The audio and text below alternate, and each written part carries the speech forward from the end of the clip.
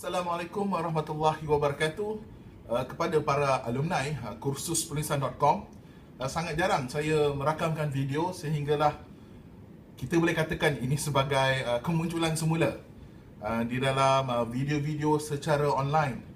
Kerana kita dalam persediaan untuk pergi ke satu lagi fasa yang sangat penting sebenarnya, iaitu buat pertama kalinya kursus penulisan.com akan bermula sebagai kursus secara online, menyusun modul-modul secara mingguan berbanding modul secara harian sebagaimana kursus yang kita pernah kendalikan dan yang pernah dihadiri oleh tuan-tuan dan cik-puan, dengan harapan secara mingguan tuan-tuan dan cik-puan dapat menguasai satu demi satu skill penulisan secara bertahap, iaitu sedikit demi sedikit kemahiran itu dikuasai sehinggalah peta besar skill penulisan itu dapat diperolehi dan digunakan semula menjadi skill yang sangat kuat untuk menembusi mana-mana penerbitan, baik yang bercetak maupun yang bersifat online.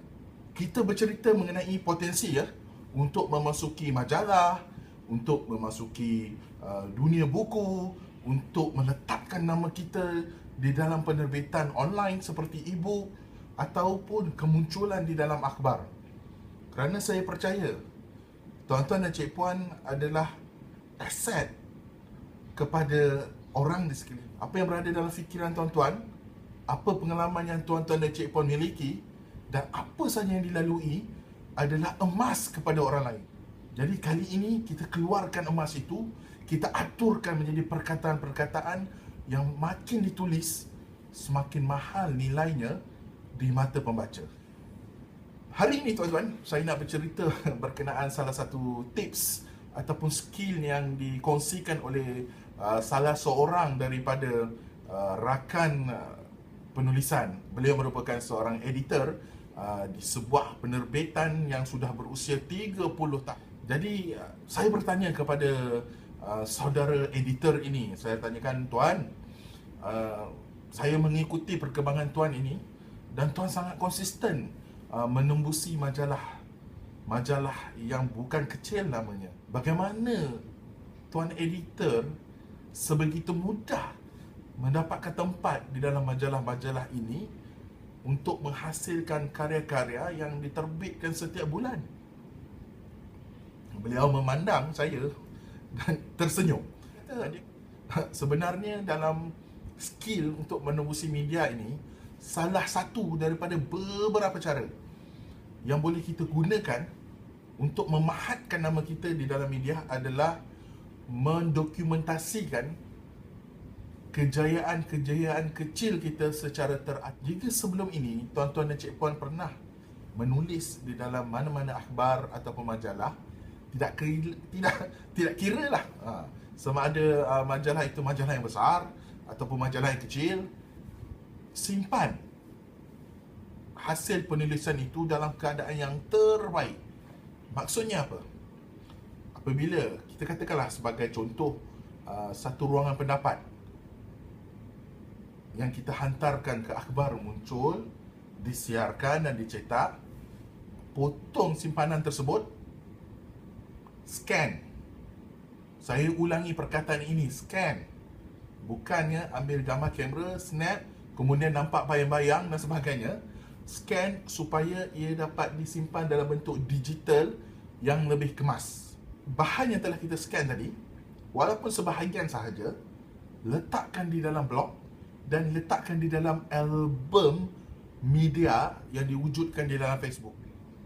Faktor kekemasan sangat penting kerana ia menunjukkan bahawa tuan-tuan dan cik-puan bukan sahaja mementingkan kekemasan dari segi merekodkan bahan, tetapi secara tidak langsung memberitahu editor bahawa gaya penulisan itu pun kemas. Jadi apabila kita memperkenalkan diri di dalam email untuk menembusi mana-mana media buat kali pertamanya, letakkan URL tersebut yang menghala kepada blog ataupun kepada album yang mengandungi koleksi penulisan tuan-tuan dan cik-puan yang sudah siap di-scan. Dan dari situ, ia telah meningkatkan sekurang-kurangnya 70% kepercayaan editor bahawa ini adalah individu yang jika saya berikan peluang menulis di dalam majalah, memberi kesan positif kepada pembaca dan menarik lebih banyak pembaca untuk membeli karya ini. 70% kepercayaan sudah kita dapat.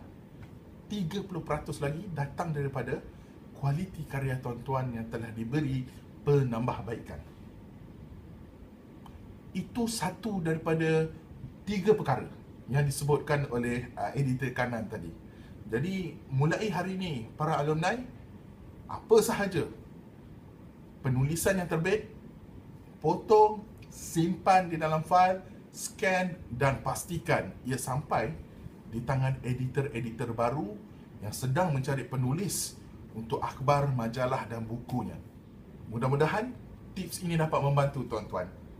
Jadi kepada mereka, sebagai penutup, kepada mereka yang belum mengisi survei tentang sama ada perlu kami kendalikan kursus online atau tidak, layari URL yang tertera pada video ini dan juga pada teks yang berada pada status ini dan berikan maklum balas supaya keputusan kami untuk mengendalikan kursus-kursus penulisan online dapat kami capai sejelas-jelasnya untuk kami rangka program yang sangat membantu supaya ia tidak membuang masa tuan-tuan, tidak membazirkan masa para trainer dan tidak mengurangkan masa-masa yang sepatutnya digunakan untuk mereka yang di sekeliling kami ini untuk menulis buku, termasuklah saya.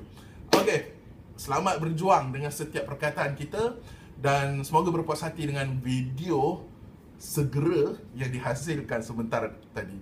Terima kasih.